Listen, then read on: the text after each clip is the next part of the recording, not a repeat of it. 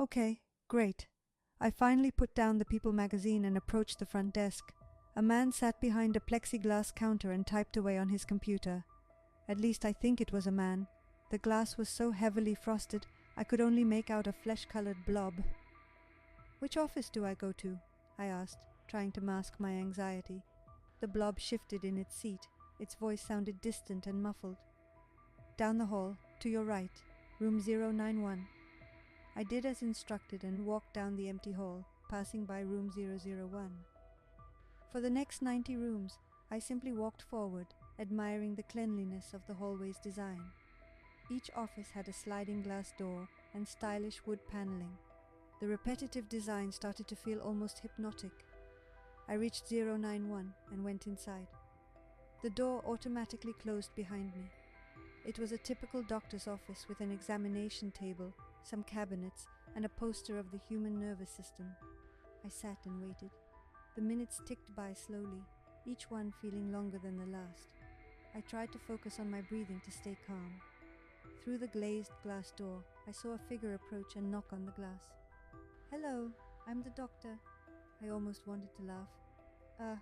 Yes, hello, I'm the patient. "Due to protocols, I cannot come in." "All right. We'll have to talk through this door." Just like the receptionist, the doctor was nothing more than a blurry shadow. The shadow moved over and tapped on the wood paneling outside the office. On the inside where I sat, a slot popped out of the wall. It was a transaction drawer, the kind you might see at a gas station late at night.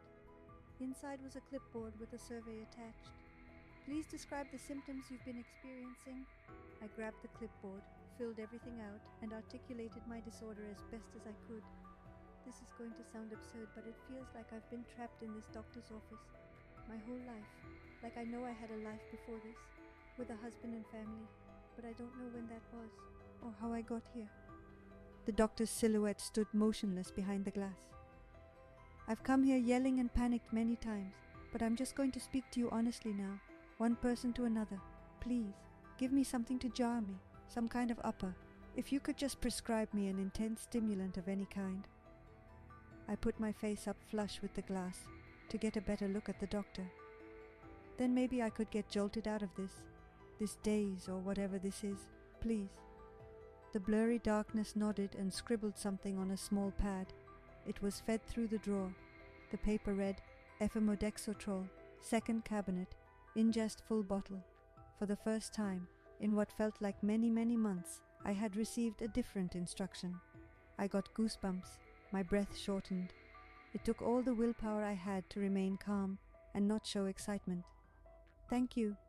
Once the doctor's footsteps faded away, as they always did, I tore the second cabinet open and spilled everything to the ground. I found a bottle of yellow pills. I cradled it against my chest. Tears streamed down my face. Was this it? My escape? I opened the cap and popped half the pills into my mouth. Then I ran the sink, filled the bottle with water, and chugged the rest. This was either going to kill me, comatose me, or finally shock me out of this nightmare. I laid down on the examination table and within seconds got the jitters, the kind you get when you've had 4 coffees too many. My heart beat in my eyes. My jaw became a vice grip. I could feel a tooth cracking from the pressure. Wake up, wake up, wake up. Claustrophobia sunk in. The walls seemed to breathe. As much as I wanted to let my brain drift off and reset, my body was twitching impatiently. I had to go for a run. Whipping the slide door open, I bolted back down the hallway past several more rooms. 096, 097, 098, 099. The hallway opened up into a large waiting room filled with several empty chairs, a big center table, and many more copies of People magazine. "Would you like to book an appointment?" the blur behind the front desk asked. I ignored the question and kept running, past an identical hallway with 100 more sliding glass doors. The banality was sickening. Nothing ever changed. I had long ago accepted that I must have gone insane. Without stopping, I ran until I burst through the new 091 office in this hallway. I likewise ripped through the second cabinet. There was another bottle of yellow pills. Do I take the whole thing? Double the dose? My hands decided for me. They clawed off the cap. I swallowed the whole thing like a rabid animal, and left the tap running. Wake up, wake up, wake up. I ran past the remaining officers into another waiting room, an identical copy of the thousands of others I had seen. I approached the plexiglass at the front desk. Would you like to book an appointment? It must have been Derek, my husband. I hadn't seen him in what felt like years. Don't worry, honey.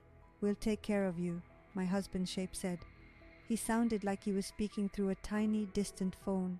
I tried to make out his hair, his cheekbones, or even his shoulders, but it's like his entire image had been distorted, drowned at the bottom of some murky lake.